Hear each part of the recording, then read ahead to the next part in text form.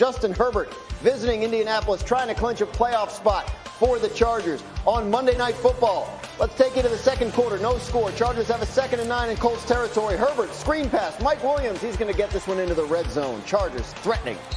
Later in the drive, Chargers have the ball at the 1-yard line. Austin Eckler into the end zone, untouched for the touchdown. D. Wood. Eckler having a big night. Next Colts possession, 2nd and 2 on the Chargers 46. Nick Foles swings it to Ashton Doolin. Is it though? That's football. Derwin James hits the shoulder first. They eject him for unnecessary roughness for that hit. He's obviously not happy about it. Colts settle for a field goal. They're down 7-3. Next Chargers drive. How about this? Yeah. Oof.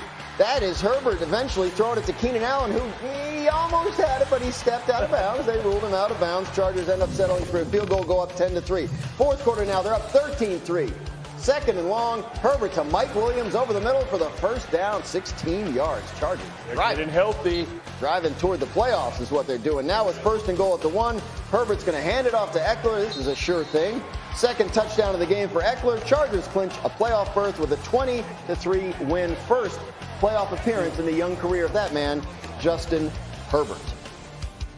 With the Chargers win, 5 of the 7 playoff spots in the AFC have now been clinched.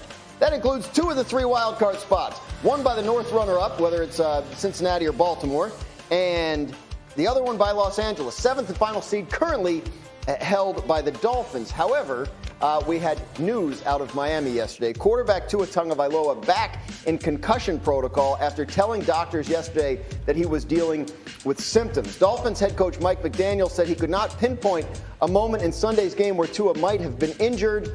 His status for a critical Week 17 matchup with the Patriots in Foxborough is now in doubt. I care very deeply about each and every player. I take that serious. So, I just want him to get healthy and have peace of mind in that regard. It's about the human being and making sure he's squared away. Now, Tua previously entered the concussion protocol after Miami's Week 4 loss to Cincinnati. He missed the team's next 2 games after that. He had taken a hard hit 4 days prior in a win over Buffalo, where he stayed in the game after being evaluated. All of this, if you remember back in Week 4, led to the NFL actually making changes to the concussion protocol. However, there's still what they're saying happened here is that he did not show symptoms during the game. When we talked to the team doctors yesterday morning, they found he had symptoms. They put him into the protocol. Regardless of what happened or when, this is a recurring issue for Tua. So what does it mean? I mean, in the short term, it would seem unlikely that they get him on the field for Sunday, right? Yeah, right, Dan. As you mentioned, this is his 3rd reported concussion of the season. So, again, there's going to be protocols. But given the fact that it's his 3rd concussion, I would be surprised if he played this week. So, I mean, we're talking about a young quarterback here who's in his 3rd year. He'll be extension eligible at the end of this season. Big picture, beyond this season, you're the Dolphins, the Dolphins front office. You're looking at his future there, contract situation. How much does this factor into his long-term future? It all factors in. And look, he's a really good player. He's had a great year, but durability has been a concern. It was a concern at Alabama, and obviously it's a concern now. Certainly, I would want to keep him. Now, in terms of how much do we pay him, I think the average per year, you could probably work out something reasonable. In terms of the guarantees, if I'm the Dolphins or any team with a player like this, you're going to have to hedge your bet, and you have to think about bringing in another quarterback. I don't think it's worked out well with Teddy Bridgewater so far, so maybe it's a guy like Jimmy Garoppolo, maybe it's a guy like Mike White, but you're going to need depth at that position because Tua is a very productive player, but durability is a big concern. That is the off-season discussion for Miami, but they're still in the season. They have 2 games left. Yeah. They're trying to hold on to a playoff spot, Bart Scott. They have to beat the Patriots in Foxborough this weekend to keep that alive. What do you think about this situation? Listen, I thought it was going to be a tough out to go up into Gillette in the weather conditions, knowing how Bill can muddy up a game. They've lost 2 disappointing games in non-Patriot fashion. I thought it was going to be a tough fight. I said this before. I didn't think that Miami was going to be a playoff team because I feel like the field is kind of caught up with them. Those anticipation throws, you see teams setting traps in zone and man, being able to turn the football over because now they have data on what they like to do out of personnels, and eventually they catch up with them. And Tua has had a great year, but I think it's pause for concern in his long-term future.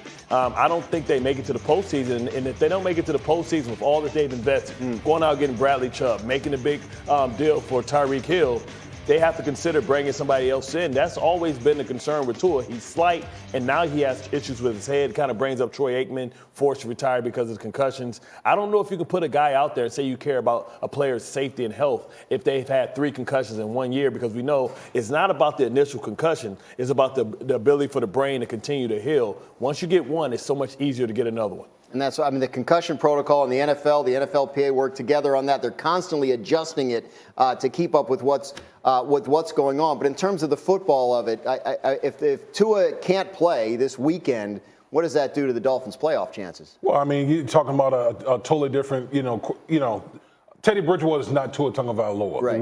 The way they operate, the RPO game, all those type of things that the Miami Dolphins like to do offensively, that's not really Teddy Bridgewater's game. So it alters things from that aspect. See, Tua gets the ball out of his hands really quick, very accurate.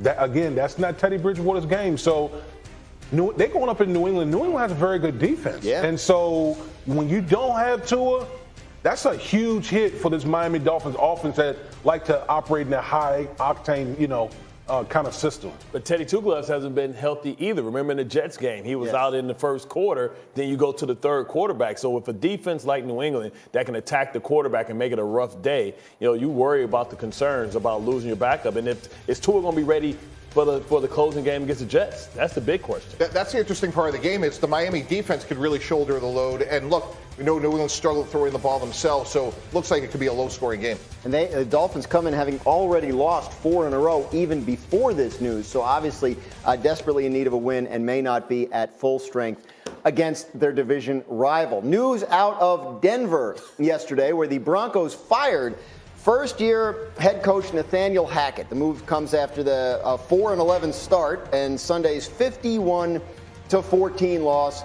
to the Rams. Last night on Monday Night Countdown, our Steve Young talked about what this move means for Russell Wilson. In the end, Coach Hackett's gone.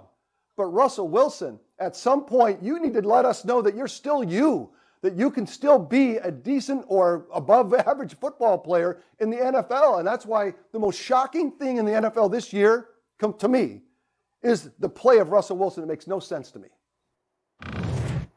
We knew that the coach was going to get the blame here, right? He didn't sign the mega contract extension right before the season for $250 million and all that. Yeah. Is he at fault for what's going on here, D. Wood? Well, the coach, listen, I always say it's easier to get rid of the coach than it is a player. The player got a mega contract, but listen, man, Russell Wilson is cooked. And I'm just being honest. I'm being real here. Think about this. Russell Wilson, you don't pay somebody $250 million to look this bad. It's not like this offense is a foreign language to Russell Wilson. He runs a version of the West Coast offense. Same thing that Russell Wilson had in Seattle. And so, I don't understand how you could fall off a cliff like that. I said it before. You don't just deal away franchise quarterback. Pete Carroll knew all along, watching Russell Wilson day after day, practice, games, he knew what he had, and he was willing to deal him away anyway. That was a red flag, and then you hand Russell Wilson $250 million? I'm sorry, the Denver Broncos got suckered in this whole thing by the Seattle Seahawks. That's the thing. Seattle didn't, when they knew he was going to need a contract extension, they decided they didn't want to go down that road again with him, so they get this haul of draft picks and players for Russell Wilson. Now they have Denver's first-round pick. Denver's in a terrible situation, Mike T. What's the fix here? Yeah, a couple things. You go out, you got to get an offensive-minded head coach. So Eric Bieniemy, Sean Steichen from Philadelphia. Obviously, Sean Payne's going to be out there. Two other names I would think about are Brian Schottenheimer and Darrell Bevell as offensive coordinators because they've had success with Russell Wilson. And then D. Wood, this is going to sound familiar. Offensive line, offensive line, offensive line. You got a first-round pick from Miami for Bradley Chubb. Go get another offensive lineman because he's going to be there for the next couple of years. Guys, his dead money for the next 2 years, if they cut him, is $107 million next year and about $85 the year after. So Russell Wilson's there. Everything about this situation is the job description is fix Russell Wilson.